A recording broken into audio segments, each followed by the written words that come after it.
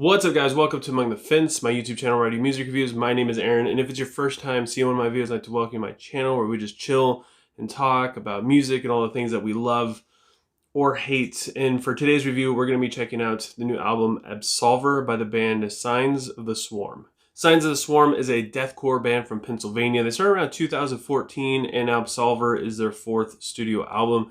And this band has had a lot of issues lately. They're managing to stay afloat, to say the least. They had CJ McCreary in the band and also Jacob Toy, who both of them have sexual assault allegations. And then there was also Corey Smarsh, who has physical abuse allegations. They've just had a lot of negativity, a lot of very, very bad negativity that would cause a band to get canceled. But they've been able to survive it and push through this by separating themselves very openly from all the individuals that are involved in this whole thing. They just don't want anything to do with it.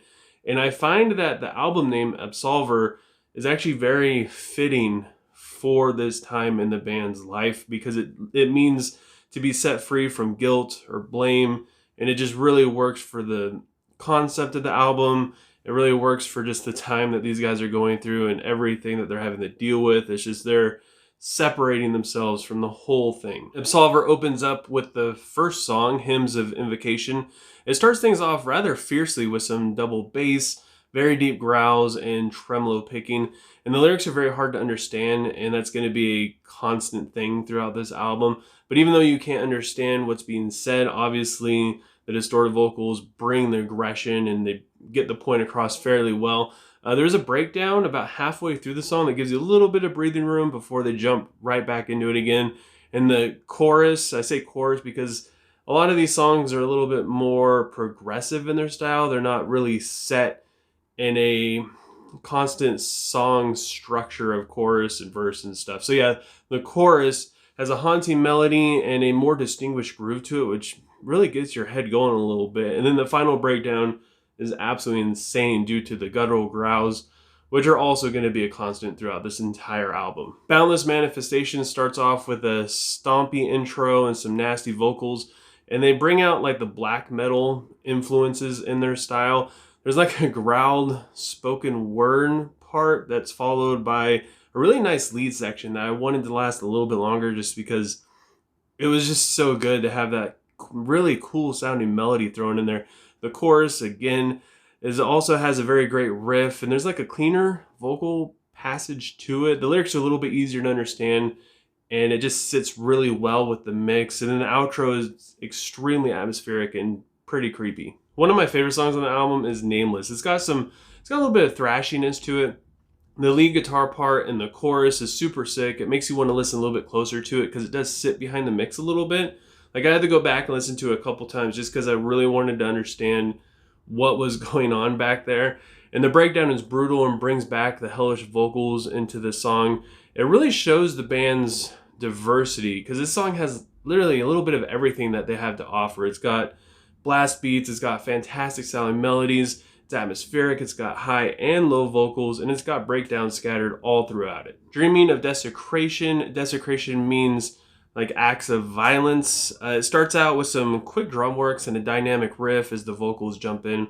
I feel like this song is about intrusive thoughts. At least that's what I get from the lyrics. It's just a lot of haunting images in the lyrics. And the background melody sounds fantastic. Sits really well with the theme because it is a little creepy, but it's also a little aggressive at the same time. The chorus has some great emotion before it goes into like a breakdown kind of section. And then there's clean vocals that sit over the distorted vocals, and it just sounds so brilliant. And it has like more of a unique tone to it. I really enjoyed the clean vocals throughout this entire album whenever they do pop up. I believe it's only like maybe 3 songs that we get some clean vocals, and they sound fantastic. They're very unique sounding. And then as the song kind of starts to wind down and make a little bit more sense, the outro brings all the chaos back into it. Then we have the song Totem, which is one of the band's singles that was released for this album. It comes in heavy with the vocals a little bit more in front in the mix, so there's a little bit more bite to it, more aggression, a little bit more in your face. It's got a groovy riff and some tremolo picking that sound fantastic. The breakdown is even groovier though, and there's just a lot going on. A super full sounding breakdown.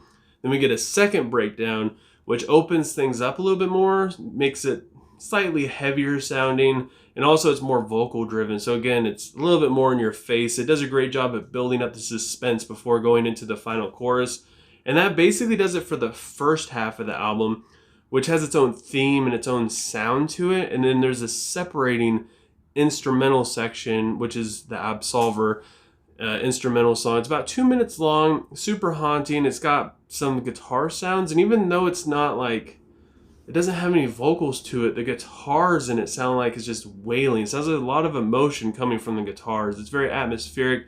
It'll give you some goosebumps, and it does well at separating the two different themes going on in the first half and the back half of the album. The second half of the album opens up with the song Revelations of a Silent King, and to be completely honest, the song really sneaks up on you with some heavy chugs and the vocals, which are very aggressive. And honestly, like, the shining moments of this song come from the rhythm sections, specifically in the guitar. It gets pretty dynamic, even though it's still very low and very bassy. And the vocals have more snarly sounding sections instead of just being just flat out low. Then pure chaos erupts in the breakdown. And the blast beats in the breakdown, I feel like, help it a lot, make it stand out a lot more than normal. Then we have the song Holo Prison, which features Alex from Despised Icon. Starts out with a really sick sounding drum pattern and guitar work, which really brings out the aggression. The dissonance in the guitar riff sounds fantastic. It's one of my favorite moments on this album. Alex brings a lot to this song, but I feel like, and people are going to hate me for saying this, I feel like his lyrics and his performance and just his delivery in general, and even in the music video, just his performance in the music video as well, it feels a little angsty, feels a little, dare I say, silly at times, but it definitely brought something to this song that I felt like the other songs might have been missing, just because it's got a different vocal style, brings a different type of atmosphere to the song, and it really pulls you into it, and it brings more depth to the song. So like when it goes back into the heavy, distorted growls afterwards, it just makes it hit that much harder just by having so much more vocal diversity going on. But then you have the song directly after it, Blood Seal, which features Ben Durr from Shadow of Intent, which explodes in blast beats and has some really guttural growls in the intro, and the verse has a really nice groove to it, and it keeps a fantastic pace with the vocals.